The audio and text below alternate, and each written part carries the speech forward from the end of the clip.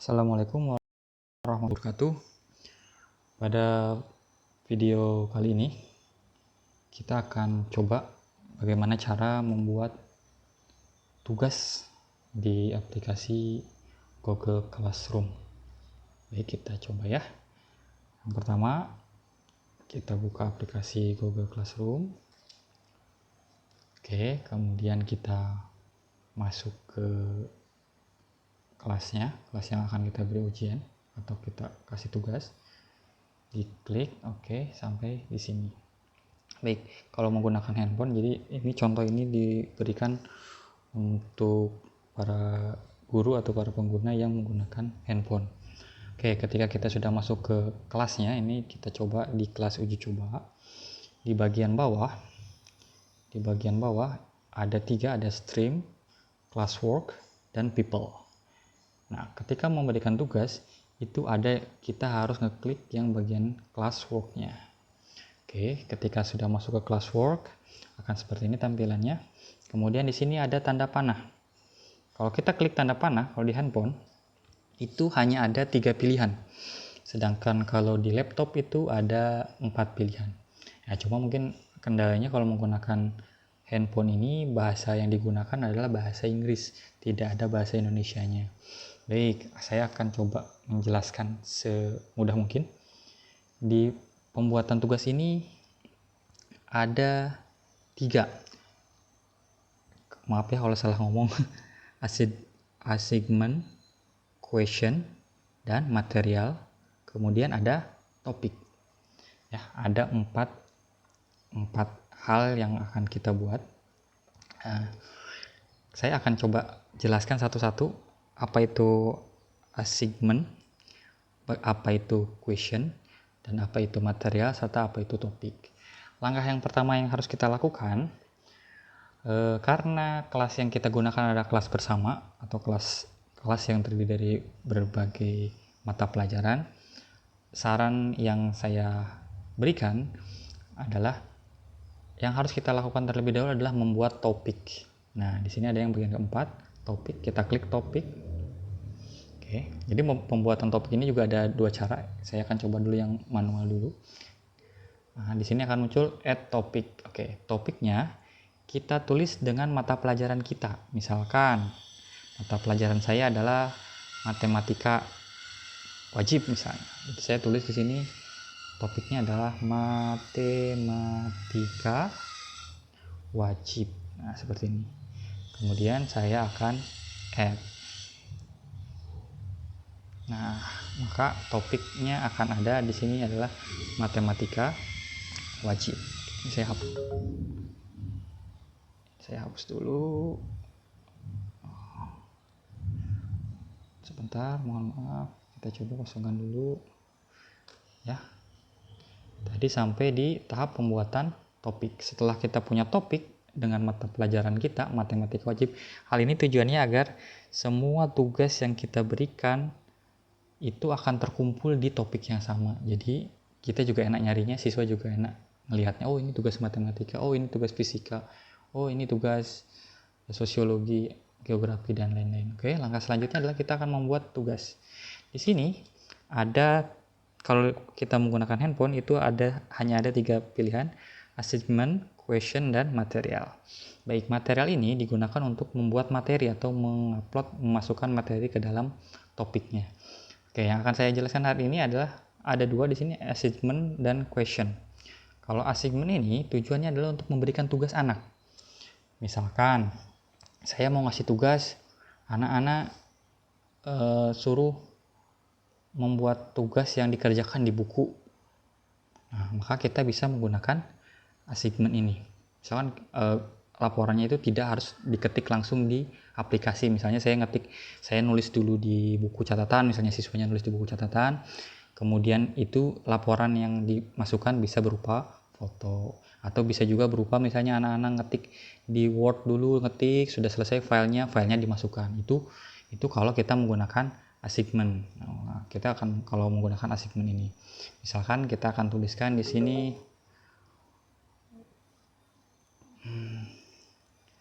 tugas apa ya, misalnya materi saya adalah komposisi. Jadi titelnya kita tuliskan, atau perintahnya kita tuliskan di titel ini. Tugas komposisi fungsi. Atau kita, kalau kan nanti akan banyak tugas, jangan banyak tugas, akan banyak yang akan kita sampaikan, boleh juga kita kasih tulisan nomor 1. Ini artinya ini adalah tugas komposisi fungsi. Jadi tugas pertama, mungkin akan ada tugas kedua, ketiga, jadi kita juga enak, oh ini tugas pertama yang saya berikan, oh ini tugas kedua yang saya berikan, dan seterusnya. Di sini deskripsinya adalah perintah jelasnya dari tugas komposisi ini. Misalkan tugasnya adalah coba rangkum materi yang disampaikan dalam video berikut. Nah, ketika perintahnya begitu, coba rangkum materi yang disampaikan dalam video berikut, berarti ketika kita menuliskan perintah seperti ini, berarti kita akan melampirkan video. Jadi lampiran, jadi dari tugas ini tuh bisa dikasih macam-macam. Jadi bukan hanya perintahnya saja. Kita klik di sini lampiran yang paling atas dekat tanda pesawat atas. Nah, di sini akan muncul lampiran yang kita pakai apa? Ngambil filenya dari drive, link, file. Jadi kita masukkan file yang ada dari perangkat kita. Kemudian tag foto, berarti kita ambil foto. Record video, berarti kita bikin rekaman kita sendiri. Kalau misalnya kita mau attach-nya, kan tadi adalah perintahnya video. Nah, berarti kita cukup klik link saja. Klik, kemudian di sini di add link, itu kita masukkan link video kita. Misalnya kita ngambil dari YouTube, alamatnya apa, kemudian dipastikan di sini. Misalkan saya akan misalnya saya sembarang saja ya, YouTube. Ntar saya coba ambilkan dulu. Misalkan videonya kita ambil dari YouTube.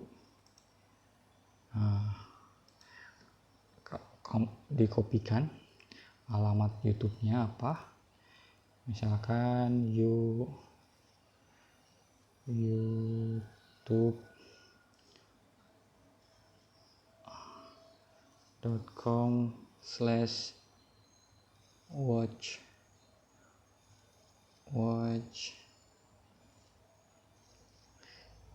ini sebenarnya lebih gampang, kita copy baru pastekan ke sini.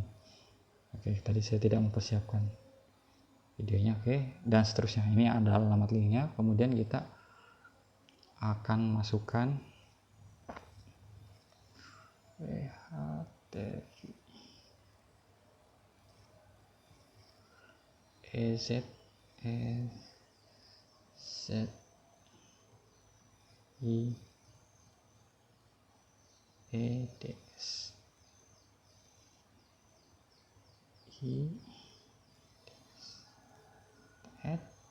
seperti ini. Nanti akan linknya akan tertera. Kalau linknya betul, akan ada tampilan videonya di sini. Nah, kemudian apalagi yang harus kita tentukan di sini adalah poin. Berarti kalau anak-anak ngerjakan tugas ini, poin yang akan diperoleh maksimal berapa. Kemudian di sini ada do dan topik. Do ini berarti dikerjakan batas waktunya kapan. Kita tentukan, oh misalnya batas waktunya adalah 1 hari. Berarti kita tentukan batas waktunya pengerjaan tugas ini sampai tanggal 30. Kemudian topiknya kita pilih. Ingat tadi kita sudah punya topiknya adalah matematika wajib, karena pelajarannya adalah matematika wajib. Jadi kita klik ketik, kemudian kita save. Kemudian ada satu lagi, kalau misalnya kita memberikan tugas ini bukan hanya kepada satu kelas tapi lebih dari satu kelas, kita klik di sini, ada di sini kan ada tulisannya di bagian atas bawahnya silang kelas uji coba. Nah, diklik aja kelas uji coba, akan muncul kelas-kelas yang ada yang kita mengajar di dalamnya. Kalau misalnya bukan hanya kelas uji coba saja, saya mau ngasihkan tugas ini di kelas 11.7 juga, 11.6 juga, 11.5 juga. Nah, berarti tugasnya kita down. Artinya nanti tugas ini akan dikirim ke 4 kelas untuk semua murid. Nah, begitu ya. Oke, tadi 2-nya sudah kan, Senin tanggal 30 Maret. Oh, jam terakhir pengumpulannya berapa? Maaf, misalnya jam 11 malam. Oke, boleh kita oke. Artinya ini menunjukkan bahwa tugas ini dikumpulkan paling lambat hari Senin 30 Maret sebelum pukul 23.59. Artinya kalau misalnya melebihi ini, tugas ini sudah ditutup dan anak sudah tidak bisa mengirim tugas. Ketika sudah selesai semua seperti ini, kemudian kita klik kirim. Tunggu loading. Nah, ketika sudah, maka tugas komposisi fungsinya sudah masuk. Itu cara bagaimana memasukkan tugas dengan sistem assignment. Oke, selanjutnya akan saya contohkan bagaimana cara membuat tugas dengan question. Berarti ini adalah berupa pertanyaan. Kita klik saja question. Nah, berarti pertanyaan ini, jadi kalau kita memilih ini berarti tugas yang akan diberikan kepada anak itu berupa question. Berarti pertanyaan langsung. Dia akan menjawab di laman itu juga. Jadi tidak menggunakan lampiran. Kalau tadi assignment itu menggunakan lampiran, misalnya anak-anak sudah bikin ditulis kemudian dipoto, filenya dikirim. Nah, kalau question ini anak-anak langsung menuliskan di kolom jawaban. Misalkan siapa namamu. Nah, misalkan ya, kita singkat saja instruksinya, jawab dengan benar. Nah, di question ini sama juga, ada ada topik juga sama. Itu pengaturannya, tugas ini besok paling lambat kumpul misalnya jam 11.59 juga. Topiknya ingat, jangan lupa topiknya kita tentukan dengan mata pelajaran kita. Matematika wajib. Ya. Setelah itu, nah bedanya question, kalau question itu kan jawabnya di sini, di aplikasi langsung. Kalau assignment tadi, jawabannya bisa di luar kemudian dilampirkan. Nah, kalau ini di aplikasinya berarti nanti optionnya bisa dirubah. Jawabannya anak-anak nanti adalah berupa jawaban singkat atau pilihan ganda. Kalau misalnya jawaban singkat, berarti kita menggunakan short answer. Jadi defaultnya adalah short answer. Nah, bisa juga tetapi pertanyaan ini bisa dijawab dengan multiple choice. Nah, pakai pilihan. Jadi kita masukkan pilihannya di sini. Tapi ya, kita ikutin saja yang short answer karena pertanyaannya siapa namamu. Nanti kita pakai short answer. Di bawah ada pengaturan student can edit answer dan student can reply to each other. Oke, berarti di sini ini tampilan defaultnya, student tidak bisa mengedit jawabannya. Dan yang kedua adalah student can reply to each other. Bisa membalas yang lain. Nah, berarti kita tentukan kira-kira nanti anak-anak udah jawab, boleh diedit nggak jawabannya. Kalau boleh berarti ini dinyalakan, kalau nggak boleh ini tetap saja mati ya. Oke, attachment sudah, kelasnya juga saya hanya ingin mengirimkan ke kelas uji coba saja. Berarti di sini hanya yang saya centang hanya kelas uji coba saja. Kemudian saya down ini untuk semua guru, dan ini tidak ada lampiran, jadi saya tidak akan menyertakan lampiran. Kemudian saya akan kirim. Nah, maka tugas itu sudah akan masuk. Jadi ada yang satunya assignment ya, dari logonya seperti ini.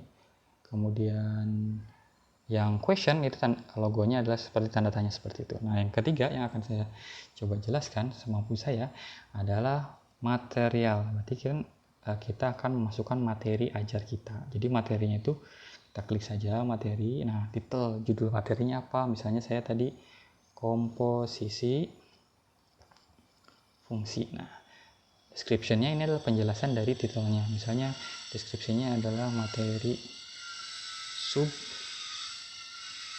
bab 1. Nah, misalkan ini disesuaikan saja. Kemudian topiknya kita pilih, selalu topiknya ingat mata pelajaran kita. Oke, kemudian di save. Selanjutnya adalah